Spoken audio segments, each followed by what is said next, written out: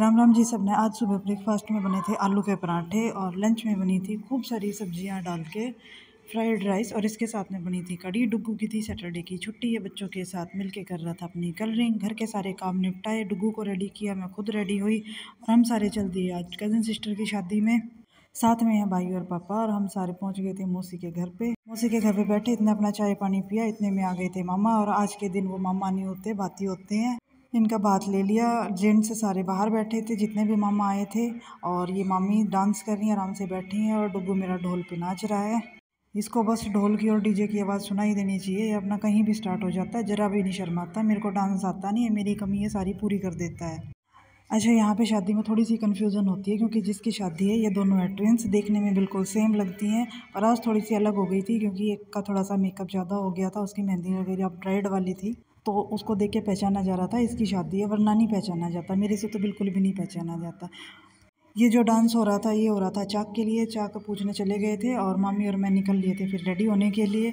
आते टाइम हमारा ऐसा हुआ है कि कैब हमें मिली नहीं और हम एक दूसरे की गोदी में बैठ के एक ही गाड़ी में कम से कम 9-10 बंदे बैठ के आए। फिर हम रेडी होके पहुंच गए इस पे वेन्यू पे। बारात अभी तक आई नहीं थी, हम लोग पहुंच गए थे वेन्यू पे। और ये मेरा डुग्गू, इसको बस डीजे की आवाज़ सुनाई नहीं दी और ये पहुंच गया अपना डीजे पे और अपना आराम से इसने बहुत डांस किया, पूरा थक गया था ये उस दिन। ये अपना डांस करता रहा, हमने खिंचाए अपने थोड़े से फ़ोटो, डुग्गू की बनाई वीडियो और बैठ के अपना करते रहे फिर हम बारात का वेट। ये थी भी हमारी ब्राइड, इसके साथ भी खिंचाए हमने फ़ोटो। और ये मामा पापा भाई और नाना बैठे हैं साथ में। और ये है मामा भांजे की जोड़ी, ये दोनों एक दूसरे के मामा भांजे। ब्लू वाला भांजा, ब्लैक वाला जो है ये इसका मामा। ये दोनों जब मिलते हैं तो आराम से अपना पूरा खेलते रहते हैं, इनको किसी की ज़रूरत नहीं होती। फिर बारात आ गई, बारात का वेलकम हुआ, दुल्हन आ गई फिर स्टेज पे। स्टेज पे थोड़ी देर बैठने के बाद हो चल पड़े इनके फेरे। फेरे कराने के बाद हम लोग सारे पहुंच गए वेन्यू से मौसी के घर पे।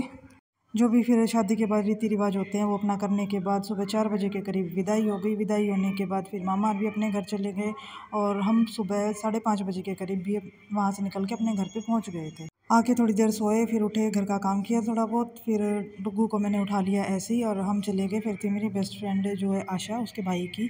आज हमने बहुत नोतने जाना था तो भी मैं हो गई थी रेडी, डुग्गू को उठा लाई थी ऐसी ही क्योंकि रात में क्या हम सुबह ही आए थे तो इसकी हो गई थी नींद पूरी। इसको मैं ले आई ऐसी और पहुँच के मैंने इसके कपड़े चेंज कर दिए और फिर हम यहाँ पे आ गए। यहाँ पे आने के बाद वेलकम हुआ, अच्छे से खाना पीना हुआ। फिर ये बेली खोल ली थी, बेली का काम भी हो गया था, खाना पीना भी हो गया था। फिर इन लोगों से ली विदा और हम आ गए अपने घर पे।